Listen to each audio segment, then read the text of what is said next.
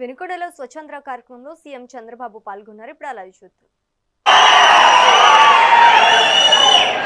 ఇవన్నీ చూసిన తర్వాత నాకు అనిపిస్తుంది రాబోయే రోజులన్నీ కూడా వెనుకొండకు మంచి రోజులేనని చెప్పి మరొక్కసారి మీ అందరికీ విజ్ఞప్తి చేస్తున్నా. ఈరోజు నేను ఇక్కడికి వచ్చింది స్వర్ణాంధ్ర స్వచ్ఛాంధ్ర కార్యక్రమం. ఇందులో దుర్గారావుని చూశారు.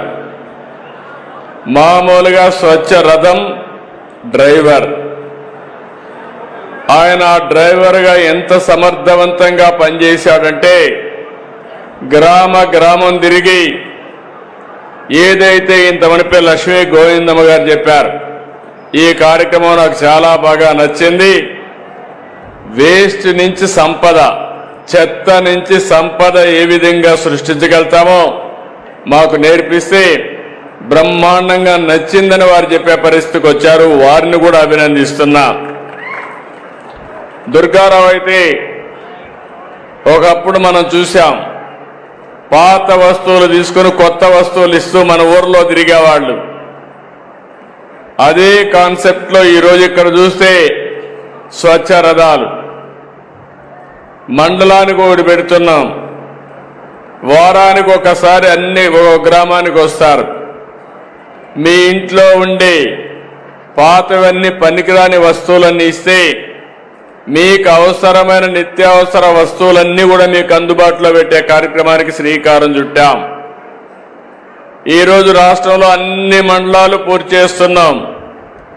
రేపు రాబోయే మార్చికంతా మీరంతా కూడా ఇంట్లో చెత్త బయట పారేయకుండా ఇంట్లో పక్కబెట్టి ఎప్పుడు రథం ఇస్తే దానికి ఇస్తే రెండు లాభాలు.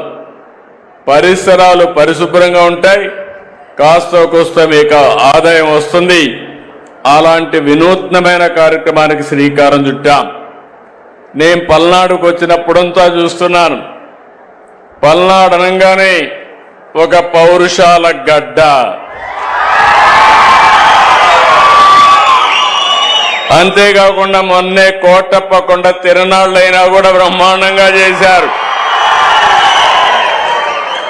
పల్నాడులో అడుగు పెడితే వైబ్రేషన్లే డిఫరెంట్ గా ఉంటాయి. శివరాత్రి ప్రభల కంటే కోటప్ప కొండ ప్రభలే ముందు గుర్తొస్తాయి. మొన్న కూడా మీరు చూసే కోటప్ప కొండ శివరాత్రి మరింత ఉత్సాహంగా రెండు కూడా బ్రహ్మాండంగా జరిగాయి. నేను నిత్యం మానిటర్ చేశాను. విపరీతంగా వచ్చారు. దానికి కూడా కారణాలు, అనేక కారణాలు ఉన్నాయి. కోటప్ప కొండ దద్దరిల్లే పరిస్థితి వచ్చిందంటే అది మీకుండే అభిమానం. అలాంటి వారందరినీ మీ భక్తిని కూడా మీరు చాటే పరిస్థితికి వచ్చారు. అలాంటి మిమ్మల్ని మరొక్కసారి అభినందిస్తున్నాను. ఈరోజు మనందరం కూడా నేను వచ్చింది స్వచ్ఛాంధ్ర స్వర్ణాంధ్ర. నేను ప్రారంభించింది 2025 జనవరిలో ప్రారంభించాను. మంత్రి నారాయణ గారు పట్టణాభివృద్ధి శాఖ మంత్రి, మన డిప్యూటీ సీఎం పవన్ కళ్యాణ్ గారు పంచాయతీరాజ్ శాఖ మార్చులు, వాళ్ళిద్దరి ఆధ్వర్యంలో ఈరోజు స్వచ్ఛాంధ్ర కార్యక్రమాలు ముమ్మరంగా జరుగుతున్నాయి. మీరు ఒక విషయం గుర్తుపెట్టుకోవాలి. ఒక ప్రభుత్వాలు మాతే ఏ విధంగా ఉంటుందో ఇది ఒక ఉదాహరణ. నేను ఈరోజు ప్రారంభించిన కార్యక్రమం కాదు ఇది.